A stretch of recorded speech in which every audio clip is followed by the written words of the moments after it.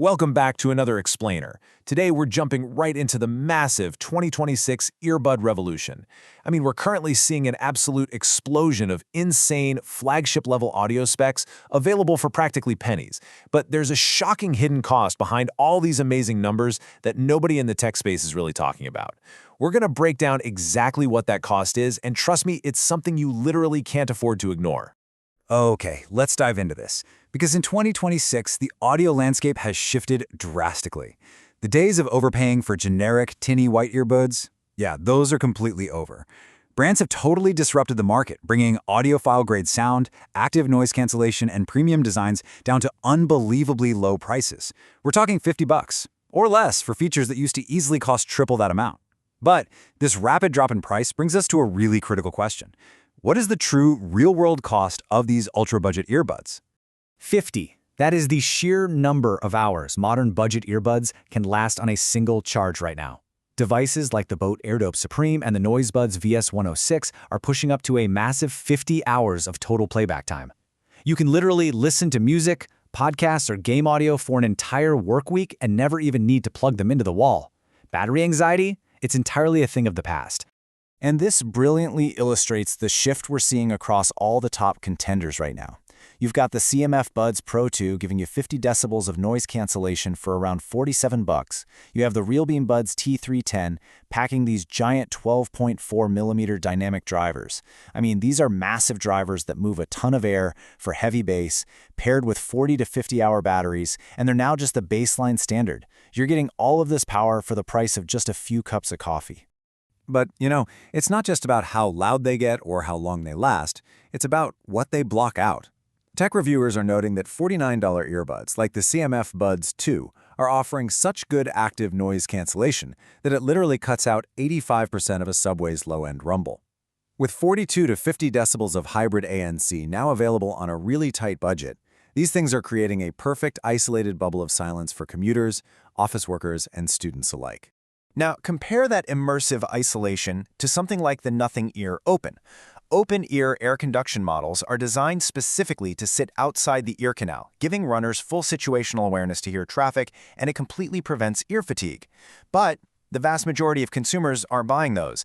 They're buying traditional budget ANC buds that create a deep, bass-heavy, pressurized in-ear seal. They want to block the world out completely. And that brings us to a massive hidden problem. What actually happens when we combine massive 12.4mm drivers, endless 50-hour batteries, and total noise isolation right inside our ear canals?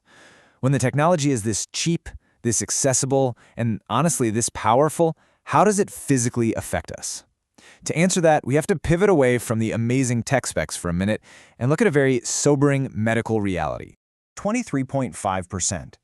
According to a major 2026 medical study conducted in Kandula, nearly a quarter of the pre-university students tested likely already have hearing impairment. Just let that sink in for a second. We're talking about teenagers here, specifically kids aged 15 to 18, and almost 1 in 4 of them is already showing significant signs of auditory damage. And this isn't just a guess either. This research was published in the highly credible International Journal of Medicine and Public Health. The researchers conducted a cross-sectional analytical study looking specifically at 360 teenage students who regularly use personal listening devices. Just like the budget earbuds we were just talking about. They wanted to know exactly what this accessible, high-powered audio tech was doing to their hearing long-term. Now, what's really interesting about this is how they actually tested them. They used the World Health Organization's validated Hear WHO mobile application. The app generates scores based on a signal-to-noise ratio threshold, which is essentially testing how well you can hear specific sounds over background noise. It offers a really inexpensive but highly accurate method for early screening right there in the school environment. The students take the test, and the app categorizes their hearing health instantly. And the results? They're genuinely terrifying. Beyond the 23.5% who likely already have hearing impairment, an additional 53.7% of these students scored in a range that requires regular follow-up. That means over 3/4 of these young adults are either impaired or at immediate risk.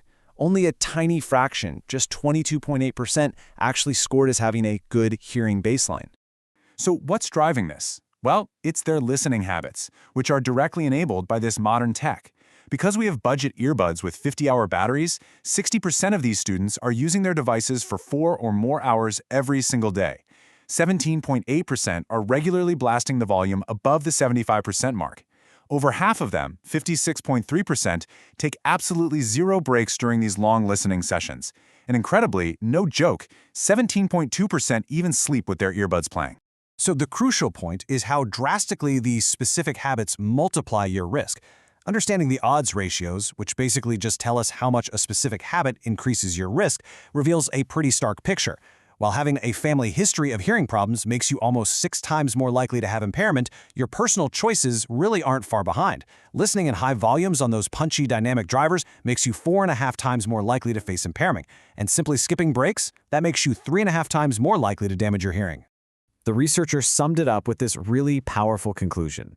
They stated, despite its high educational level, a large proportion of our Pew students appeared to present with incipient hearing impairment related to modifiable listening habits. Incipient meaning, the early developing stages of damage.